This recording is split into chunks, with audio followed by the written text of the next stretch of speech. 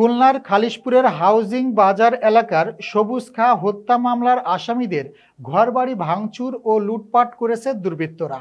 প্রতিনিধি কাজী আতিক জানান, আসামিরা জামিন নিয়ে এলাকায় ঘুরতে চাইলে কোর্ট চত্বর থেকে তুলে নিয়ে মারধরের চেষ্টা করেছে বলে অভিযোগ করেছে সবুজ খা হত্যা মামলার আসামি নাজমা বেগম।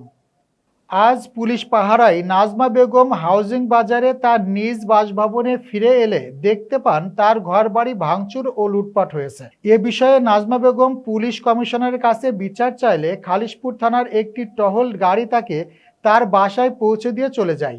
এ সময় এলাকায় উত্তেজনার সৃষ্টি হয়। নাজমা বেগম জানান, সে এবং তার পরিবার এ হত্যাকাণ্ডের সাথে জড়িত নয়। সে জেলখানা থাকা অবস্থায় তার ঘরবাড়ি ভাঙচুর লুটপাট করে নগদ অর্থ ও স্বর্ণালংকার সহ প্রায় 40 লক্ষ টাকার মালামাল নিয়ে যায় বলে তিনি অভিযোগ করেন। তিনি আদালতের কাছে তদন্ত করে সুষ্ঠু বিচারের দাবি জানিয়েছেন। গত 9 অক্টোবর নাজমা বেগমের সুদের ব্যবসার পূর্ব শত্রুতা ও পারিবারিক কলহের জের ধরে ডাব ও ভাঙাড়ি বিক্রেতা সবুজ খানকে খুন করা হয়। নিহত সবুজের সাথে নাজমার সুদের ব্যবসা নিয়ে দ্বন্দ্ব চলছিল। এছাড়া পারিবারিক আধিপত্য বিস্তার নিয়ে শালী ও দুলাভাইয়ের মধ্যে অন্তকলহ বজায় ছিল। এ ঘটনায় সবুজ খার পরিবার নাজমার বিরুদ্ধে খুলনা প্রেস ক্লাবে সংবাদ সম্মেলন করে। আর এসব ঘটনাকে কেন্দ্র করে নাজমা বেগম তার বড় বোনের স্বামী সবুজ খাকে তার পালিত লোকজন দিয়ে হামলা করে। স্থানীয় লোকজন রক্তাক্ত অবস্থায় তাকে উদ্ধার করে খুলনা মেডিকেল কলেজ হাসপাতালে নিয়ে গেলে হাসপাতালের জরুরি বিভাগের কর্তব্যরত চিকিৎসক তাকে মৃত ঘোষণা করেন। ফ্যামিলির 5 জনের মিথ্যা মামলা ফাঁসাই দিয়ে তারা আমার বাড়িঘর লুটপাট করে নিয়ে গেছে।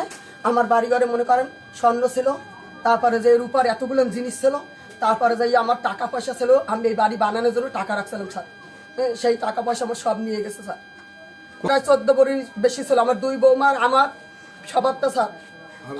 মূল্য অনুযায়ী আমি তো সেই সময় বাড়াইছি কমে, এখনকার মূল্য অনুযায়ী না হলেও 40 থেকে 45 লাখ টাকার মালের বেশি নিচ্ছে স্যার।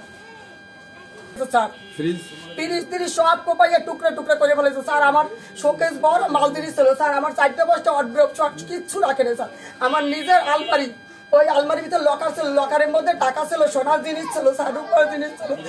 কিচ্ছু রায় নাই স্যার। আমার মারার মামলায় দোষী হয়, সে শাস্তি আমার আইন দিক, আইন আমার শাস্তি দিক সব চাই স্যার। আমার মালামাল আমার জিনিসপত্র আমার ফেরত দেন, নাহলে আপনারা আমার বাইরে বেলা গুলি করে